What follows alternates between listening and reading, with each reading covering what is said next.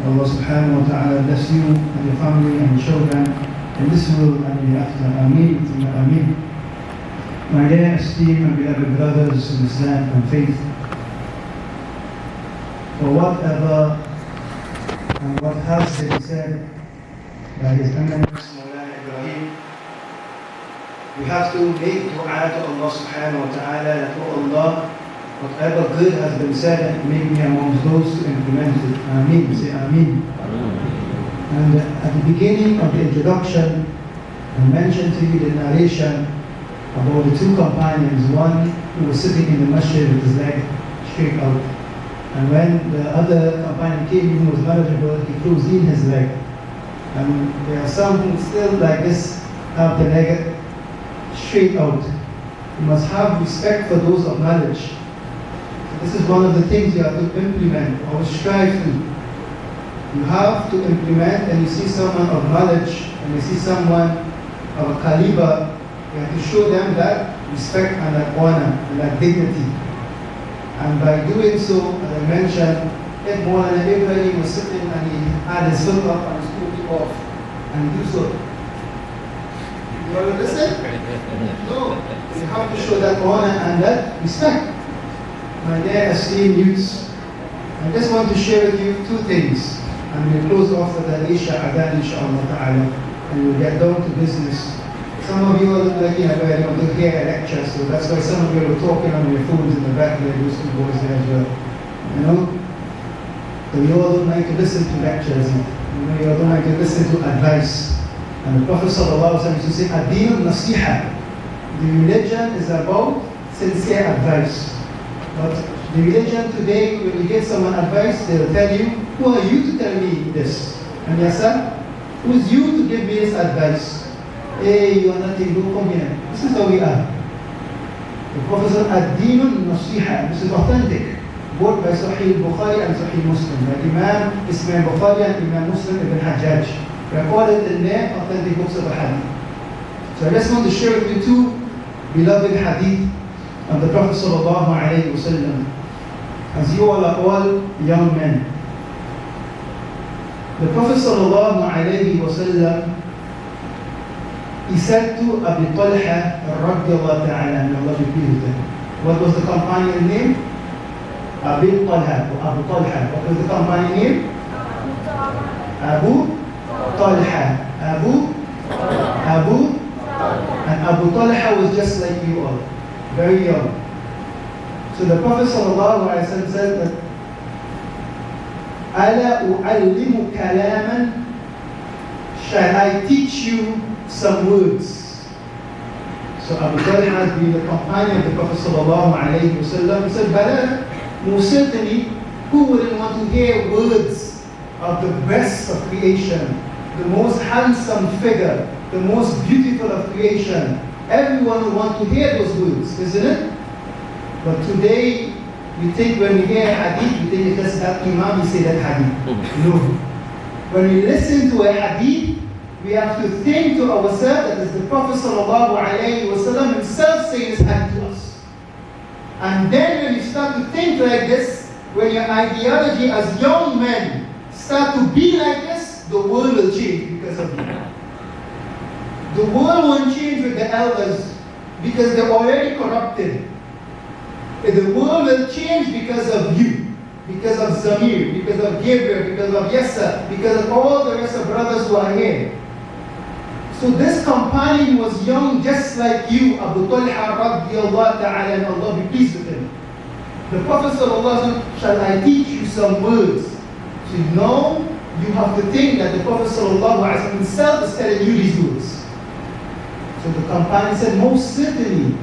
He says, Qul, say, Allahumma inni a'udhu bika min al-jubni wal-kasla. Oh Allah, I seek refuge in you from arrogance and laziness. Look at these first two wording, because as a young boy, as a youth, those who are over 13 years, raise their hands. Those are over 13. When you are over 13 and you start to see here underneath your arm and your private part, you think to yourself, oh, hey, he's a big man.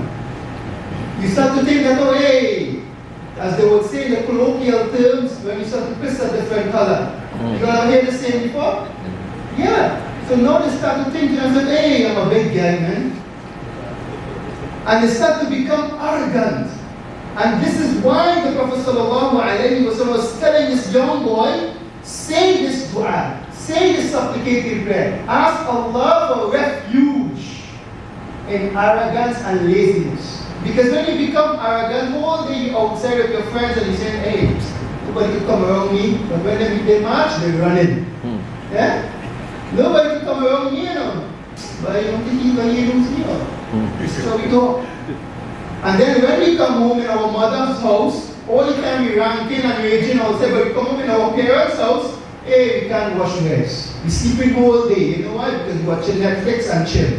And the children on the phone and talking to the girl and watching Netflix. And they say this is Netflix and chill. Isn't it? They're laughing in the back there. This is how we are.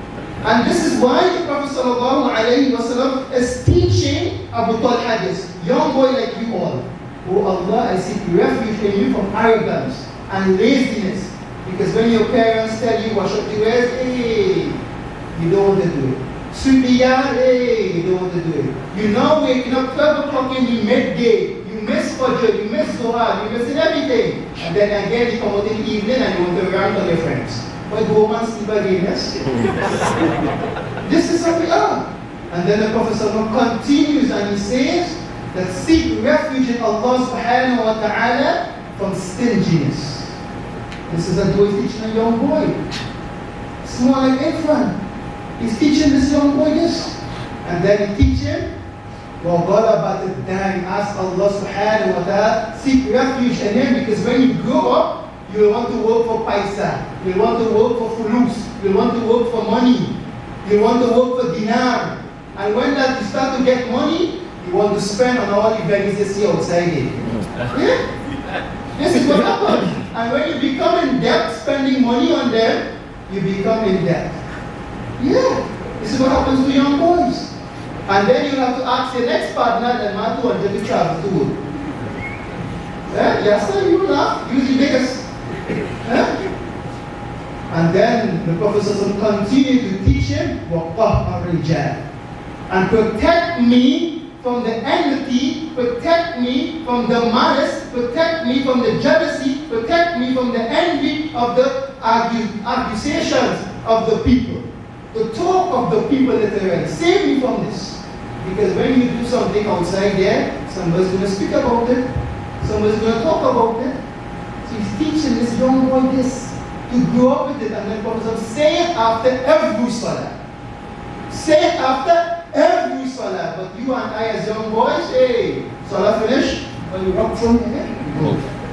Finish. No dua. Oh Allah, protect me from these things. Why I think all our youth today are full of rage, full of anger. When you're talking to some of them, they become so stubborn. They walk away with you. Such disrespect. Prophet told this young boys. And you are all youths here. We are all young at heart. Even the elders, we like to feel young. When we put on that shade some damn day, we think we're back in the 80s. This happens. You think we're stunting. My dear esteemed beloved brothers in faith and Islam, this is the first point. I want you all, you know, everyone here has a smartphone? Yes? I want you all to Google this dua from Abu Talha radiallahu ta'ala and memorize it and learn it. If you don't memorize it in the Arabic, it's not compulsory. You can say it in English. Allah subhanahu wa ta'ala listens to all languages. He listens to all languages. It is not a compulsory that you say it in Arabic. But if you memorize in Arabic, it's beneficial as well. But you learn it and say it after every salah. So after the Imam gets his salah, you stay right there and you make your dua.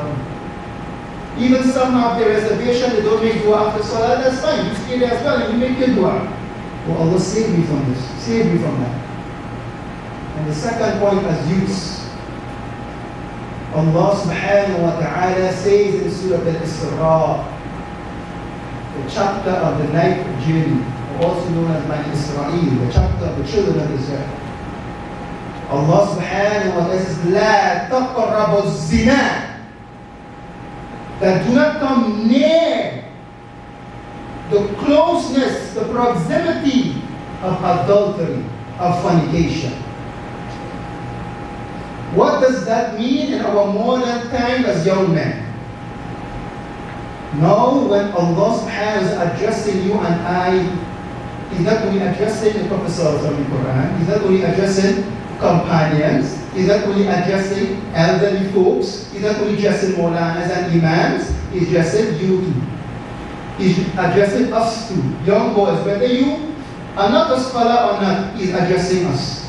Whether you are Imam or not, He's addressing us. Whether you are scientist or not, He's addressing us. Whether you're the Prime Minister or not, He's addressing us. He says, وَلَا تَقْرَبُوا الزِّنَا. And do not come near fornication, do not come near adultery. إِنَّهُ كَانَ فَاحِشَةً وَسَاءَ السَّبِيلِ. Indeed, it is a big and tremendous immoral act. وَسَاءَ السَّبِيلِ. And it leads you to destruction. Sa'a literally means something that is bad, something that is good, something that is wrong. But today, what is the thing that leads us to destruction? All of us since over 30 years, we talk together. We WhatsApp them and we slide in IGs, slide in and send DMs, and then we never get a reply for months and we tell our partner that that girl like me. Hey, brother, you can talk about you, nobody like you. Okay? This is the fact. This is it. We slide in all of them, every single Muslim we want to slide into. And we ain't getting no reply. Allah subhanahu wa ta'ala, taqrabu zina. Do not come near it. Becoming near to something means what? Even if you become even an inch, a centimeter, do not come close to it. With our cell phones today, with our smartphones today, you and I, we always fall into adultery. And we don't even know it. You and I. Because when you pull up TikTok, and everybody here has TikTok, I don't know this dance with it and all too. For all the trends, isn't it? When you open TikTok, the first thing you will see is a girl whining. Isn't it? Say, Papa, not laughing. The first thing when you open TikTok is a girl shaking her bum.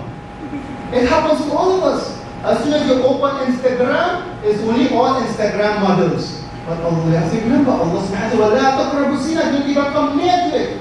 And zina, most of us as youngsters, when we hear zina, we think about adultery and fornication. No. Adultery is with the eyes, by looking. Adultery is by listening. Adultery is by speaking. When you see the F word, when you see the C word, when you see all of the alphabetical words, all of this is adultery and fornication because Allah says, La taqrabu zina. Do not come near. إِنَّهُ كَانَ فَاحِشَةً. Because it is a very immoral thing. Because when you fall into that action, when you come into that proximity that which Allah obligated for you and I, what happens to you? Whilst you are in that act, our iman, our faith is being removed from us. Until we stop ourselves from it, then our iman comes back. So now pause. Let's think for a second. If you were in that immoral act, in that state, in that act of fornication, in that act of zina, and you pass away, and you die, you are not a Muslim. Because your iman, the Prophet ﷺ said that when you fall into the immoral, illicit action of zina, your iman is being removed. Young boys, you and I, when you pull up Instagram, when you see this booty shaking, think about it. You have to understand, we are all young boys, that's why I'm talking to you like this. You have to be open, you have to open your mind and understand the wording of your Lord. Allah subhanahu wa ta'ala, when you look at the other girl, this is why I want to ask you a question. All here who are sisters. MashaAllah. So I want you all know, I want to ask you all something. If a person come up to you, for those who are sisters, and they ask you, can I commit zina with your sister? What you would say? What do you say? Some of you, how you all arrogant, want to jump out and fight, isn't it? Isn't it? If somebody come up, no, I want you to be real. If somebody come up to your mother and say, can I smack that? What you will say? Yeah? Isn't it? So if somebody come up to your daughter, for those who are fathers here, and you have daughters, if somebody come up to you and say, and ask you, hey, can I commit zina with your daughter? How are you going to feel? That's why you have to open your mind. And this was the same thing happened at the time of the Prophet sallallahu alaihi wasallam. The Prophet sallallahu alaihi wasallam, this hadith is narrated by Sa'id al-Khudri radiyallahu ta'ala. Sa'id al-Khudri, imagine he says, أَنَّ غُلَامًا شَابًا آتَى النَّبِي صلى الله عليه وسلم, that the young and vigorous boy went to the Prophet sallallahu alaihi wasallam. Look at this wording of the hadith. He says a young boy, a youth like you and I. Why a youth? Because as youths, our hormones are raging. Especially nowadays in the society which we live in, where the Venezuelan women have no haya, no shame. So when we're in the bus, when we're in the car, every time our face is like this. That's how our neck will come off our head. Look at this hadith. Anna shababan, that indeed a young boy went to the Prophet sallallahu alaihi wasallam and said, Ya Rasulullah, O Messenger of Allah, ata'aduni zina, grant me the permission to commit adultery and fornication. So the companions who were sitting around the Prophet sallallahu alaihi wasallam were so happy. They exclaimed, they screamed, they get up and they wanted to take this young boy and beat him. It's like, what is wrong with this guy, boy? Literally.